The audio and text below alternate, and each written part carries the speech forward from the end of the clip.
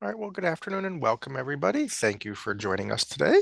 My name is Andrew Doffney. I'm the Instruction and Outreach Librarian at the New Jersey State Library. And it's my pleasure to present our speaker for today from Capitol Health, Dr. Eddie Akrout. Dr. Akrout is a board-certified family medicine physician with Capitol Health. He grew up in Burlington County and graduated from Lake Erie College of Medicine Medical School in 2016. Additionally, he completed his residency training at Inspira in Vineland, New Jersey. When he is not working, you can likely find him on the golf course. And today he's going to be talking about issues related to men's health, including age-related preventative screenings and other conditions that are unique to men that we should think about as we we progress in our age and things that might be important for us. So welcome. Thank you so much, Dr. Crowd, for willing to speak to us today. Sure. Before we jump into his presentation, I just have a few housekeeping items to go over. First and foremost, we will be taking your questions at the end of the presentation, but please feel free to submit them at any time using the Q&A or the chat feature in the Zoom dashboard. At the end of this webinar, there will be a survey available, so that we ask if you have time, please complete the survey. We always appreciate all of the feedback that you are willing to give us. And if you want some more information about men's health, Dr. Crowd has recommended a fantastic article from the American Family Physician. The web address is on the screen there. I will send that out in the chat in a little bit as a live link, and it's a freely accessible article, and it kind of reinforces a lot of stuff that he'll be talking about today. One last thing before we jump into the presentation, just here's an overview of the Zoom dashboard. This is what your dashboard should look like if you're using a PC or a Mac. If you're using a mobile device, the dashboard may look a little bit different, but all the features will still be there. In the bottom left-hand corner, you will see your audio settings. This is where you can check to make sure that if you're using an external listening device, like a headset or earbuds, that everything is connected properly. At any point during the presentation, there is a raise hand button here in the middle. You can click on that. That'll alert me, and I'll send you a message in Zoom and hopefully be able to resolve any problems that you are having. And as I mentioned before, if you do have any questions, you can use the Q&A or the chat buttons here to send them to us. If they're more personal and you would like to talk to Dr. Akrout afterwards, his contact information will be provided. So that is everything that I have for you. So it's my pleasure to turn it over to Dr. Akrout now. Do this.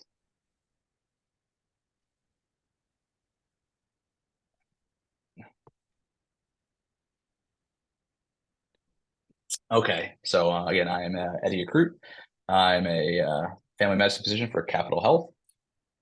Born and raised in New Jersey. Currently, our office is in Columbus, New Jersey. Undergraduate at TCNJ. And as previously mentioned, I did my medical school in Lake Erie College of Osteopathic Medicine, and then my residency at Inspira in South Jersey. So for men's health, the first thing that we usually start is annual physicals. First time I would meet you. And there are preventative health screens that we would go through with every male. So I'm going to do it by age range, because obviously the younger you are, the less issues and the less things that we're typically looking for. So for our males that are 18 to 45, typically there aren't any cancer screenings that we're worried about.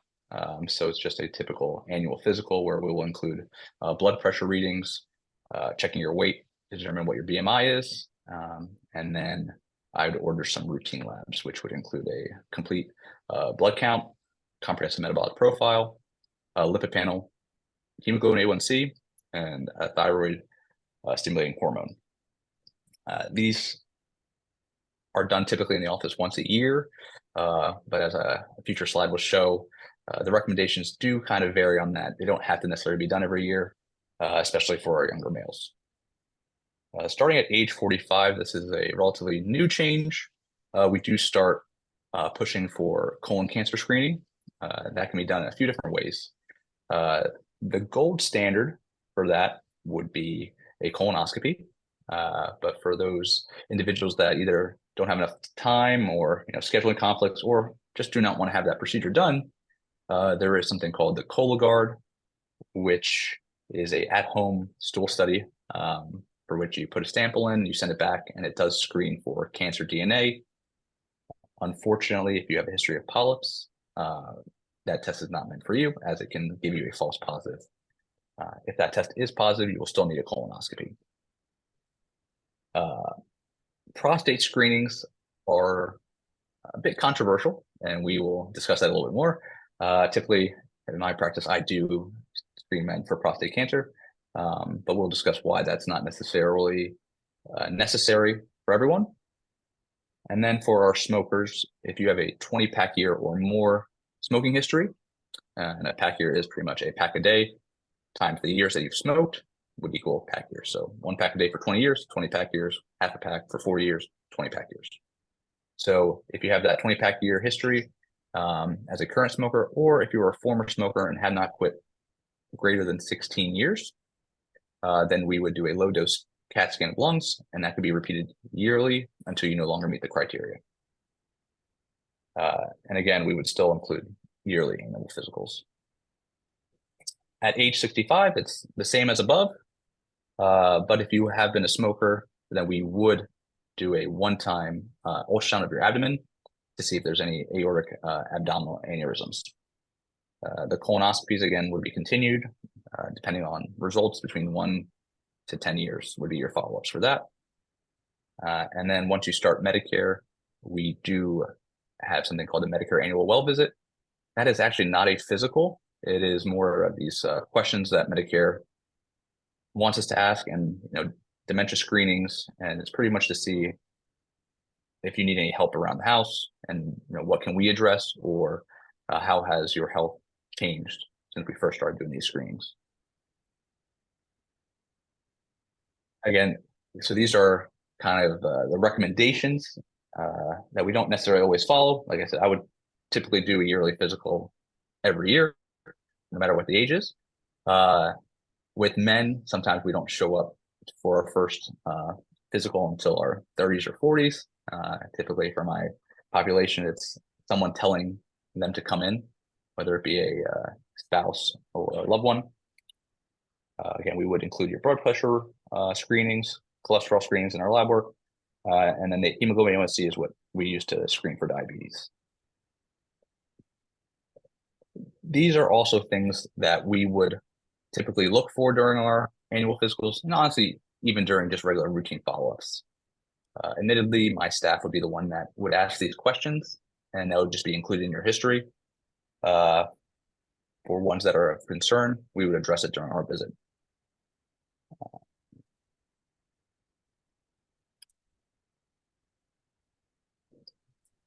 So immunizations, I do push them, and that would be something that I do mention during all my annual physicals. We'll kind of go through your age-appropriate immunizations. If I don't see them in your chart, I'll ask if you're interested. I'll tell you the pros and cons.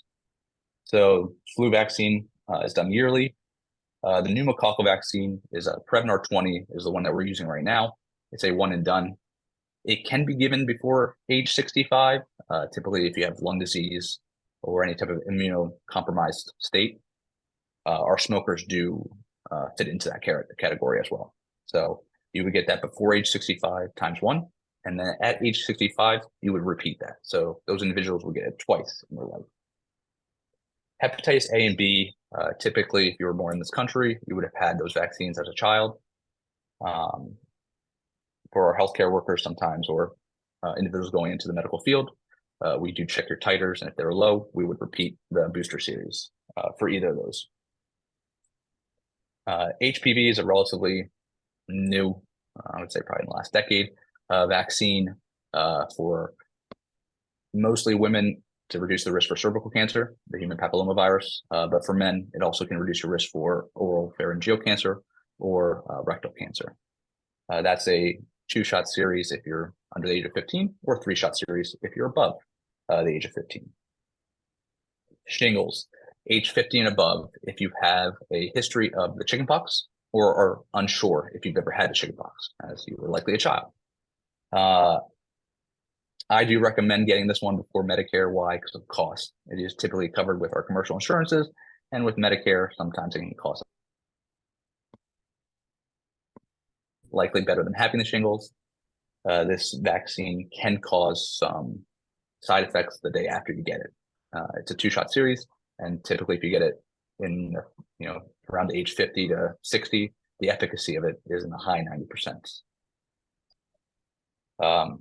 HIB, meningitis ACY gamma and meningitis B are, again, vaccines that we typically would give to our either children or late adolescents. So again, if you're born in this country, you're likely already vaccinated for those, except for the meningitis B, which I want to say starting around 2008, New Jersey started recommending those for our college-bound students. Now, men's health. Obviously, prostate is one of our big topics.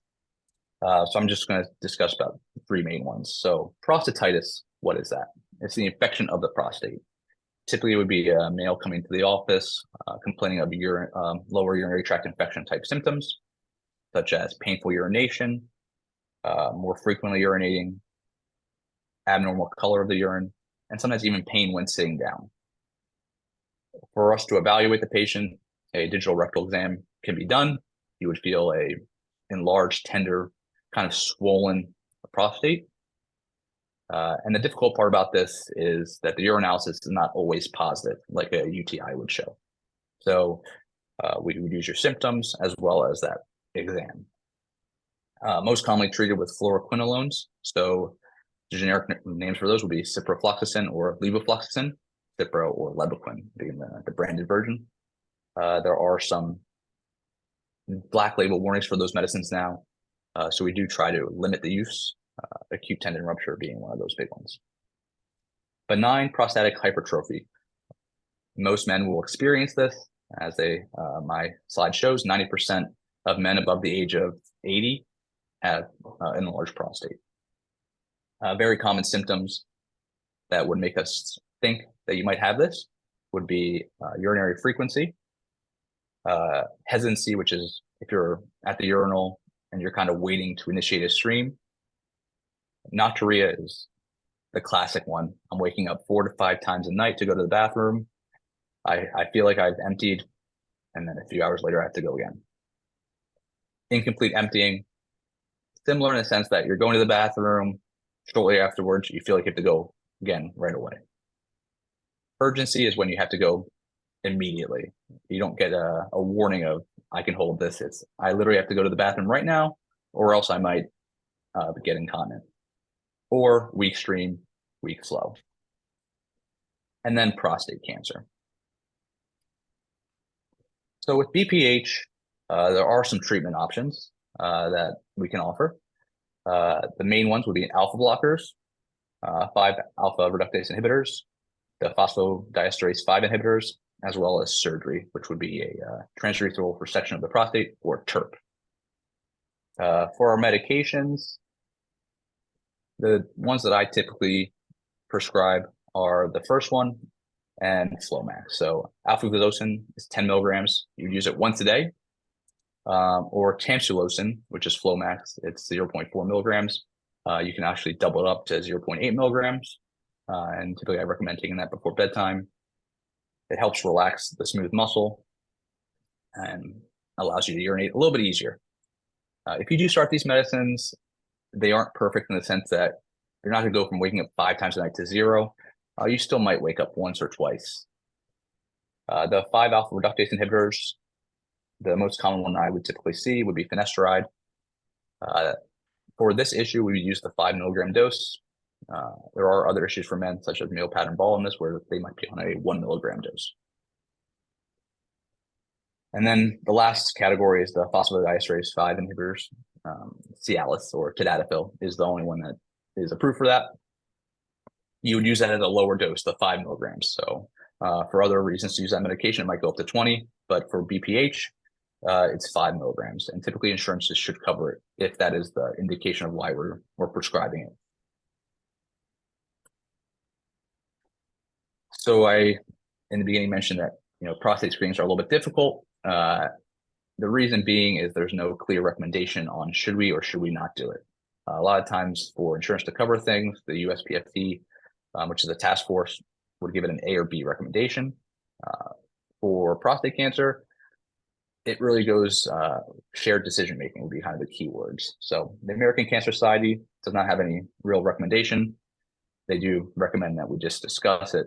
Are you concerned about this being an issue?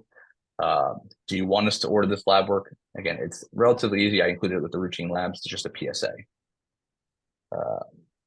as we go down the list, the next one I find difficult.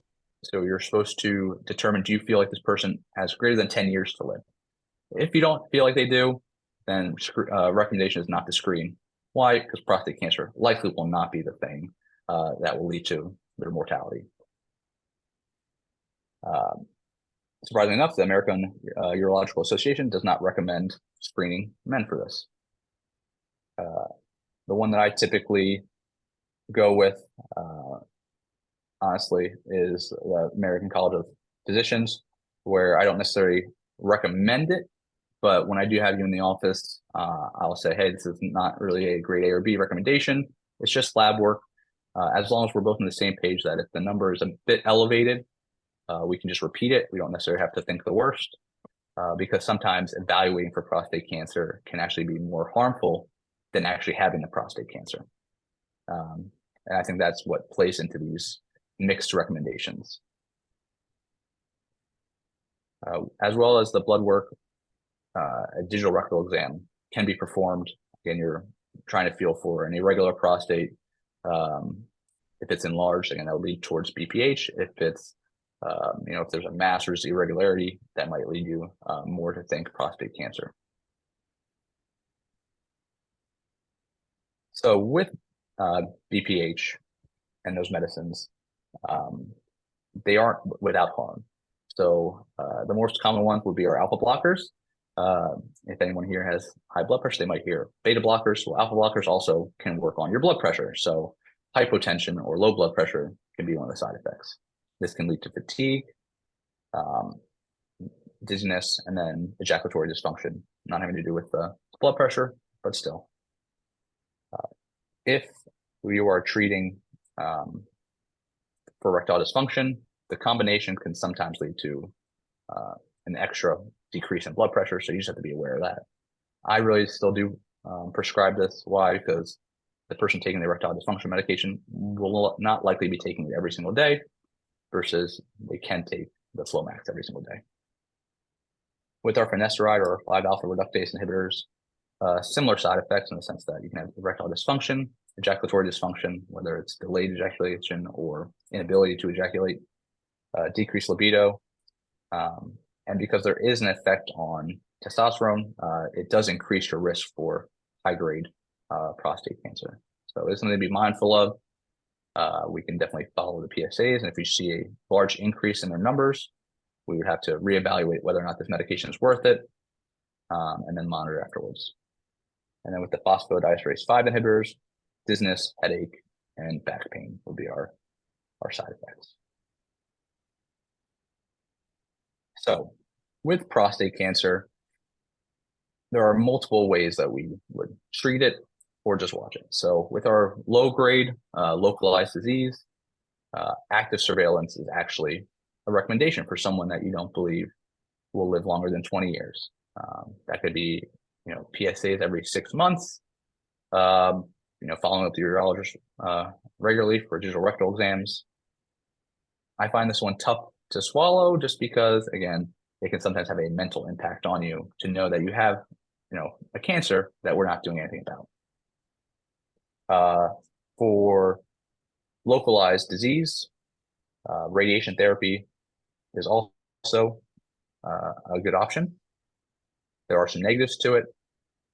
Because of the beam, you can sometimes have colon or bladder issues afterwards. For bladder, it could be radiation cystitis, so it might feel like you're always having a urinary tract infection, maybe a little bit of difficulty urinating.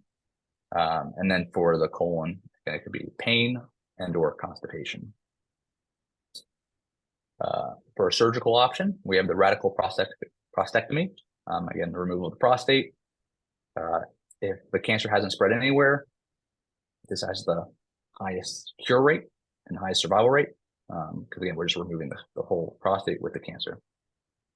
The reason I mentioned decreased quality of life is one of the side effects of the surgery could be, urinary incontinence or even fecal incontinence, which would mean wearing Depends or just being very mindful that, your bowel movements would happen without you even knowing.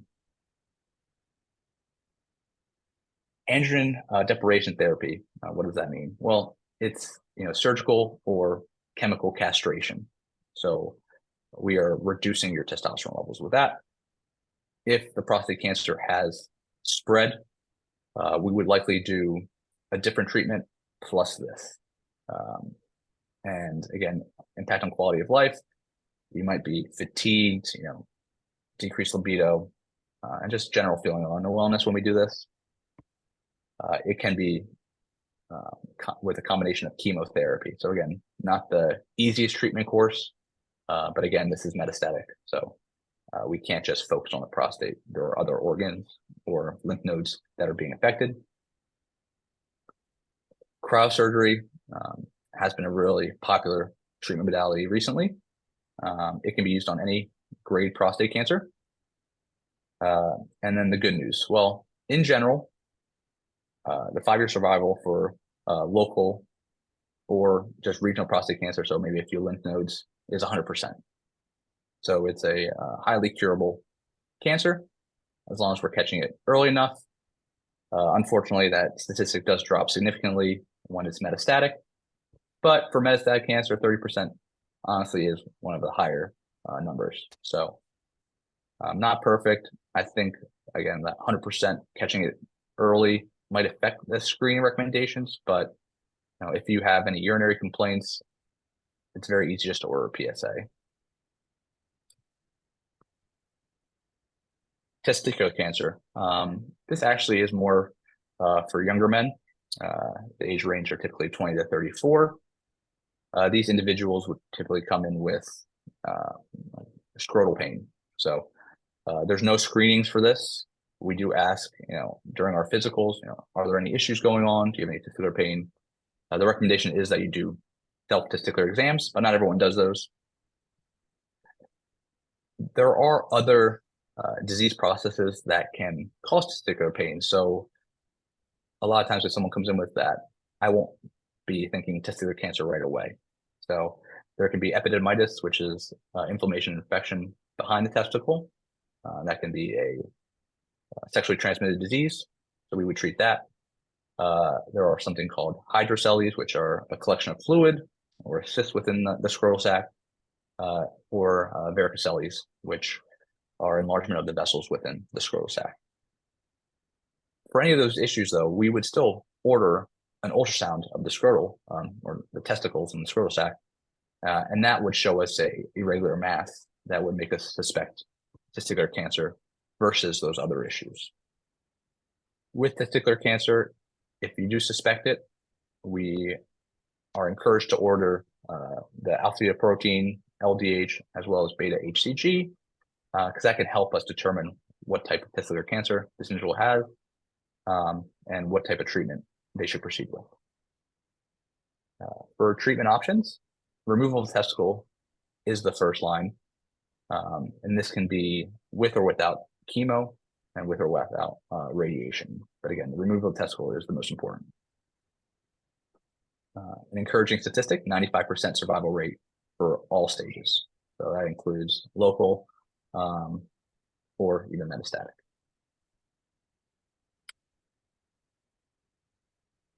In our aging male population, this becomes a very common question or a common concern as we come into the office. I'm sure there are plenty of commercials saying, ask about low T. It's a difficult subject in the sense that, our testosterone levels are supposed to decrease. Again, we need testosterone for puberty, getting our secondary male characteristics, and then afterwards, it is normal for it to slowly decline. I put in here about 1 to 2% decline starting at age 30. So it's not dangerous in the sense that we expect it, but there can be impact on quality of life. So we don't screen for it, but if you were to come to the office and say, hey, I'm feeling sluggish, having some erectile issues, some just general feelings of malaise, do you think it's low testosterone? It's very easy for me to just order that lab work. The only issue with labs is that testosterone should be checked first thing in the morning. Usually I tell between 2 to 3 hours of waking up while fasting. If it is low, then we would just repeat it to confirm it, because testosterone levels do vary throughout the day. This slide also mentions that diagnosis is not just based off the number itself. You should be having symptoms because treatment is not without its own harms. And we would say, even though there's no clear consensus on what low testosterone is, typically if you're under 300 nanograms, we would diagnose it. LabCorp and Quest sometimes have different reference range. I want to say with LabCorp it's 265, and they can include free testosterone as well. So say we do have low testosterone, what do we do? Well, it's hormone replacement therapy or supplementing our testosterone levels. There are multiple different ways that we can do this. The most common being the injections of testosterone cypionate. Those can be done either weekly or bi-weekly, depending on the dosage. It's a large needle. So it's about a 22 gauge needle that you would have to use because testosterone is very viscous. So some patients are hesitant to give that to themselves, and we can offer to give it in the office as well. It is intramuscular. So again, it could be in the buttocks, the shoulder, the thighs. Other maybe easier options with their own negatives also would be a testosterone patch. Again, you can apply that daily. Shoulder, chest, you just find an area that you are consistent with. Testosterone gel, it's usually 2 to 4 pumps, that amount per day. The negative part of the testosterone gel is that the area that you apply it to can have increased hair growth, as well as if someone else touches that, they will be getting the testosterone on their hands. So we recommend applying it with gloves, as well as putting it in an area where whether it's your spouse or someone around you wouldn't be easily touching it and getting it onto themselves, or else they will start noticing hair growth in those areas. None of these are recommended to be either injected or applied to our genital areas. Testosterone pellets, I don't have any patients doing these, but it is an option. It's a subcutaneous, placement that can last between 3 and 6 months. So I guess for someone that doesn't want to be on something every day or injecting themselves, it's another good option. And then they do have pretty much oral tablets that you can put twice a day to absorb testosterone.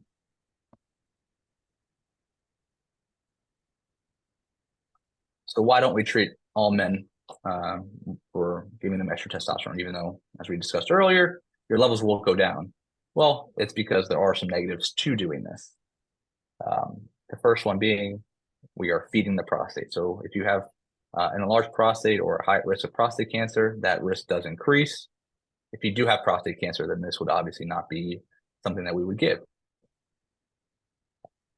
That second point, same thing. If you have an enlarged prostate, it will possibly make it to where your prostate will get even larger, leading to more urinary issues and discomfort.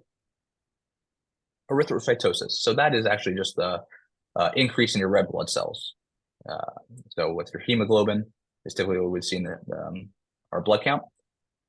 It could be above 17, and that matters because your blood becomes more viscous, and it puts more strain on the heart, on the kidneys, and can actually increase your risk for heart attacks and strokes.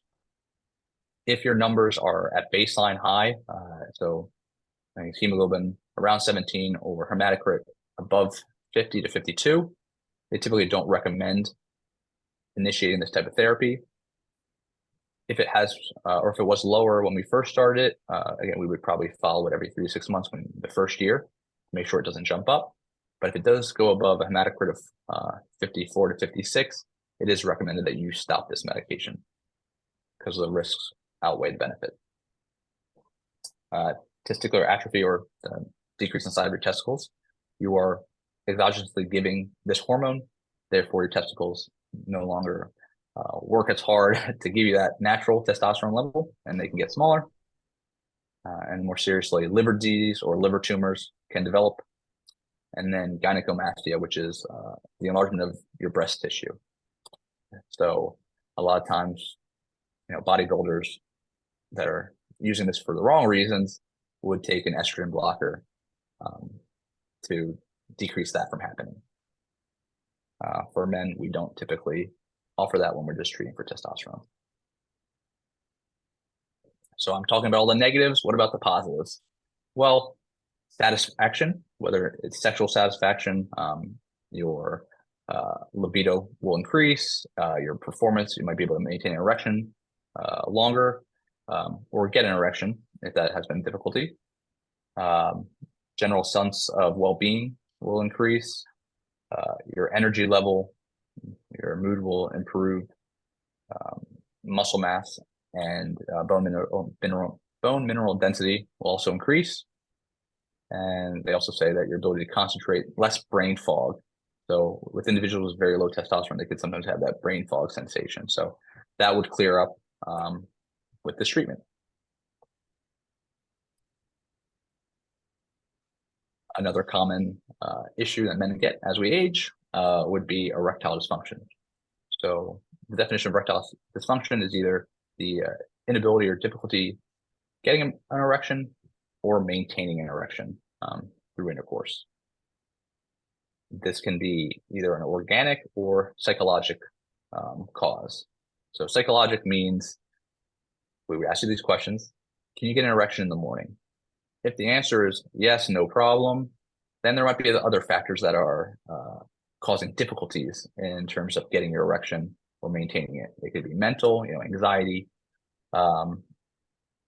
just not in the mood, libido issues, but not necessarily a medical cause for it.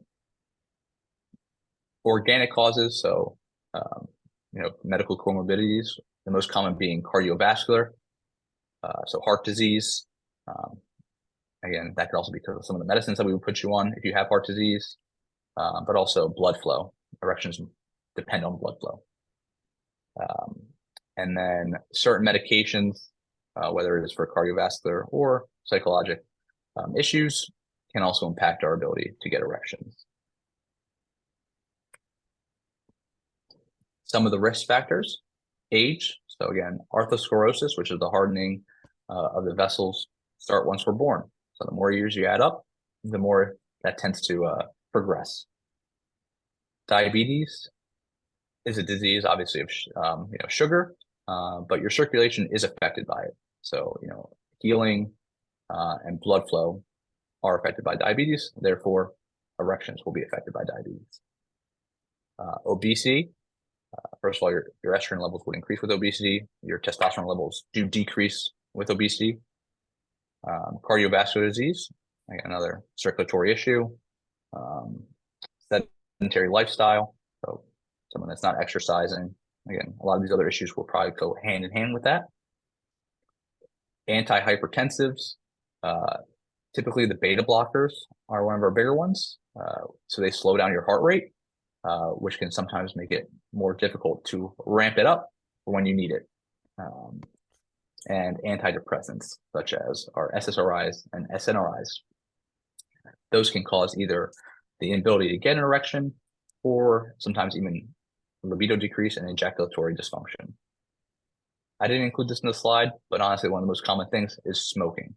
Obviously, smoking leads to cardiovascular disease and decrease in circulation. So if any of these are present, we would definitely recommend addressing them and even giving medicine at the same time. Treatment. This first category is the most common. You come to the office, you tell me, no erection in the morning, having issues maintaining it throughout intercourse. What can we do? We look at your past medical history. There's no real modifiable factors, or that is something that we're already doing. They ask, hey, what about Viagra? So sildenafil or tadalafil are the two that I typically prescribe the most. So tadalafil is Cialis. Again, between 5 and 20 milligrams would be our dosage. Sildenafil is Viagra. 20 milligrams is really used for other issues. So 50 or 100 milligrams would be our main treatment doses. The difference for these two medications would be onset of action as well as length or duration of action. Tadalafil is something that you can take in the morning, and the effect should last 36 hours. So it takes about 2 hours to start working for an erection, but the benefit can last for 36 hours. Sildenafil is a bit shorter than that. It takes 1 hour to work. Excuse me, 1 hour to work, but the effect is less than 10 hours. So typically between 6 and 8 hours would be what you can expect. For both these medications, this is just a public service announcement. If your insurance doesn't pay for it, a lot of times GoodRx would be your best option, which is a coupon program online that you can find to get discounted medications. It can bring it down to $16 for 30 pills versus sometimes insurance will cost just as much for 4 pills a month. The last two, prevalent and preventative, I really don't prescribe them. That could be something that your urologist does. There are also, if the medications don't work, other treatment modalities such as a self-administered injection. Again, you would do that to yourself about 1 hour before desired intercourse. For aprostadil, you inject into your corpus cavernosum. And the downside of that is it does work, but you do increase your risk for something called priapism, which is, as the commercials say, call your doctor if your erection lasts longer than 4 hours. Well, that is what priapism is. That is actually dangerous in the sense that the blood flow is not returning. So you get a lot of stagnation of that blood within the penis and can lead to ischemia, which is pretty much lack of oxygen to those tissues and can cause permanent damage. So be very aware that erection lasts longer than 4 hours. Please go seek medical attention. A prosthesis or implant, those obviously are surgical procedures.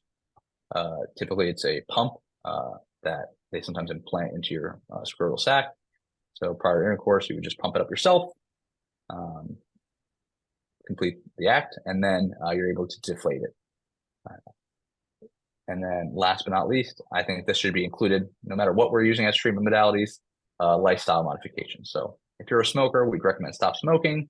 Diabetes, we'd say, hey, let's get that sugar under control. Unfortunately, with cardiovascular disease, if it's medication related, we can't do much about it. I forgot to mention with our phospho-5 diesterase inhibitors, phosphodiesterase 5 inhibitors, if you are on a nitrate, then that medicine is contraindicated because of the risk of significantly decreasing your blood pressure to the point of almost passing out. Another warning we would tell, especially men on this medication, is if you do experience chest pain and you recently took this medication within a 72-hour period, just make sure you let your doctor know or the ER physician know, because they won't give you nitroglycerin if you are having a heart attack. These are some websites, the top one being the one that is given to you. Let's see if I can, just a little bit of information that you can check yourselves. AFP is a common journal that we use in family medicine. It's a bit outdated. It's 2018. So the big difference is colonoscopy went from age 50 to age 45. But it does give you a little bit of information on what type of screenings you should be looking for, what are the recommended vaccinations, questions that you can ask your doctor, or if you have any concerns, this might give you some relevant information. Some of these other websites, one is for Men's Health, the Men's Health Network. It has a lot of topics that are very common that we see in the office with our aging male population, erectile dysfunction, prostate cancer, male pattern baldness. So again, good resources for you to check out. It might give you a little information of, is this significant enough to where I would want to seek medical attention, or are there natural things that I could try? Cancer.org is the main cancer website, so it'll tell you any type of cancer. And then the CDC, these are just negative stats that kind of tell us men need to do better, going to the doctor, seeking medical attention. So it's kind of a wake up call. Don't be afraid to come to the office. Again, we don't bite. And unfortunately, like I said, men tend to wait until someone else tells them that they need to speak with a doctor. Blood pressure is a very common thing that we'll catch in the office, and they always say, "Oh, I'm feeling fine, no issues." And again, that's something that we'd like to address before it causes issues. And that is it. All right, thank you so much, Dr. Akrout. If anybody does have questions, please feel free to submit them using the Q&A or the chat, and we can address them. Can you comment a little bit about the issues with really not being recommendations regarding the screening options, or why it's all over the place? Is it just the nature of the condition that leads it, or? I think it's two things. So I think it's prevalence. Most men will have some type of prostate issue. So we can just kind of rely on symptoms. So if you're not having symptoms, then why look for it? I think it's kind of their reasoning. And also the downside of evaluating for the prostate cancer. So typically the biopsies of the prostate, which was the main type of diagnosis before they developed MRI of the prostate, could lead to impotence, urinary incontinence, or fecal incontinence. So the diagnosis aspect was actually worse than the cancer itself. So I think that was the major one. Because a lot of times with a prostate specific antigen, the normal numbers are like 0.6 to 4. So if you had a 4.6, for us to go right to a biopsy was going to cause more harms. It could have just been an enlarged prostate. Honestly, it could have just been recent intercourse, anything that stimulates the prostate. So in my practice, again, I would just repeat it instead of going to the more invasive next step. If we just repeat it and it goes down naturally, or it's stable, we could just do a 6-month follow-up on it, versus realistically, if your number is in the 7s, 8s, 9s, unfortunately, that does have a higher correlation with prostate cancer. I would send you to a urologist, and they would do the biopsy, and then try the risks outweigh the benefits outweigh the risk. But yeah, I go with shared decision making. I try to make it as easy as possible and say, hey, if it's high, we'll just repeat it. We're not going to go to the more invasive procedures right away. But I think that's the main thing, is that the diagnosis can sometimes be worse than the cancer itself. As a male in my mid-20s who hasn't gone to a physical in more than 7 years, what would be something I should test for at a doctor's visit, such as a blood test, physical examination, hereditary diseases like diabetes? So first, coming in for the physical, getting your family history. In terms of diabetes, like I said, that should be included in your routine blood work. If it's not a hemoglobin A1C, then they should recommend that you get a fasting labs done. And if your glucose in your metabolic profile is less than 126, then you're typically not diabetic. If it's above 100, then you might be pre-diabetic. They should be asking you about your sexual history. So especially in that age range, screening for venereal diseases is relatively important. And then blood pressure. So those are for 20-year-olds and honestly up to 35-year-olds. Those are probably the main ones. They don't have to be done yearly, in the sense that if your blood pressure is perfectly normal, as one of the previous slides said, you could probably test that once every 2 or 3 years. A lot of times, though, it's not. And unfortunately, a lot of our guidelines became a little stricter these past few years. So with blood pressure, it's 120 over 80 or less. Anything above that is abnormal and should prompt repeat screenings and discussion of anything that might be contributing to it. Another important thing that I would screen for the 20-year-olds, or ideally 21-year-olds and above, would be alcohol use. So 2 or less alcohol beverages a day is the recommendation. A lot of times it's much easier to do that or to supersede that. So excessive alcohol use, we would kind of encourage moderation in that sense, and then just regular healthy lifestyle, exercising 30 minutes a day, 5 days a week, and yeah, smoking cessation if you are a smoker, or just reevaluate like I said, the blood pressure every few years. Why does the some of the cancer, the male specific cancers have such high survival rates? So for testicular and prostate, those two, I think it's just they don't tend to spread as rapidly as some of the other ones. So prostate cancer, for the most part, is a localized disease. So it might go to your surrounding tissue or lymph nodes, but the vast majority stays in the prostate. And as you start with that statistic, if it's localized to the prostate, we can try radiation therapy, we can try cryosurgery, or even just removing the whole prostate. So if you remove the prostate and the cancer's there and it hasn't spread, it's gone. And then again, you're not going to get a recurrence of it because you no longer have the tissue that would lead to that prostate cancer.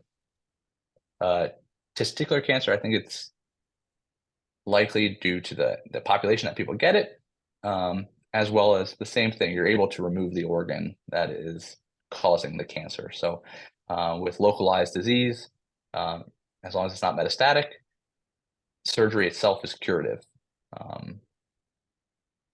So I think that's the main one. And I think also symptoms tend to be shown relatively early in the disease progression. So with testicular cancer, pain, no male is gonna kind of shrug off a persistent testicular pain because it could either be an infection, it might lead you to do a self-examination. You might feel something unusual. So I think you do present a little bit quicker. And then prostate, same thing. The typical age that you'll have this, you might be already having some urinary issues. And this might be the thing that kind of broke the camel's back to where I can no longer urinate. I'm having a very weak stream. And that just might lead us to a little earlier detection of it.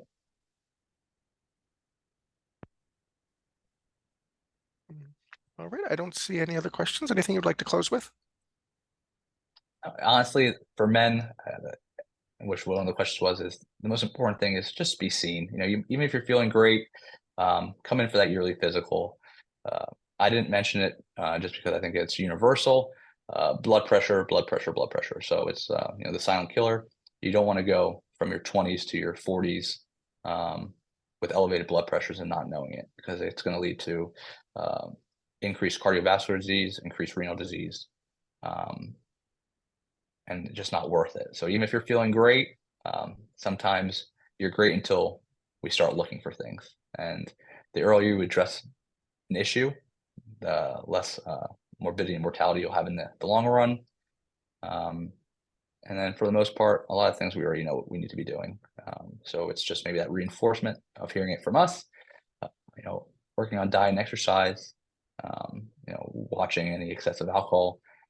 Those little things do go a long way, and just being proactive in your own health. Another question came in. What are young males 20 to 30 typically most at risk for? And what would be a good preventative measure to maintain? I eat little sugar, don't smoke, rarely drink, and try to reach high athletic performance, but I'm trying to reach that additional edge without involving additional risks. Sure. So at risk. So, we mentioned testicular cancer. It's not very common, but you would be at the population that's highest risk for that. In terms of, sexual health, make sure we're screening for STDs, or you're practicing safe sex. And it's all the things that you're already mentioned that you were doing. So smoking, obviously that's a big one, whether it's vaping or, cigarette use. Unfortunately, with blood pressure, sometimes it's genetic. It's not anything you're doing. So if you're already exercising regularly, you're watching a low salt diet, and you're still having high blood pressure, it could just be a genetic issue that we have to address no matter what. You've done your own lifestyle modification. Now it's our turn to treat it. Weight, another one. Obviously, we don't want to be grossly overweight or obese, because down the line, that's going to increase your risk for diabetes and cardiovascular disease. So it's really just optimizing the things that we know: exercise, eating healthy, watching the processed sugars or even processed foods in general, and then cholesterol. Cholesterol is a difficult one because when you're under the age of 40, we won't treat it. So it's more of a wake-up call to make sure that we're not increasing the deposition of cholesterol within our arteries or even within our liver. So you can get non-alcoholic fatty liver disease. So that's another common one. So eating healthy, exercise, that's really the key. All right. Well, thank you so much for Dr. Akrout for speaking today. We really appreciate having you. And thank you for everybody for attended. This program is being recorded, so a link will be sent out to everybody once it is available. So if there's anything you missed or you want to go back to, you'll have that opportunity. And also look out, I'll be giving Dr. Akrout's contact information in case you would like to follow up or if you have any other questions. So everybody be safe, be well, and hopefully we'll see you soon.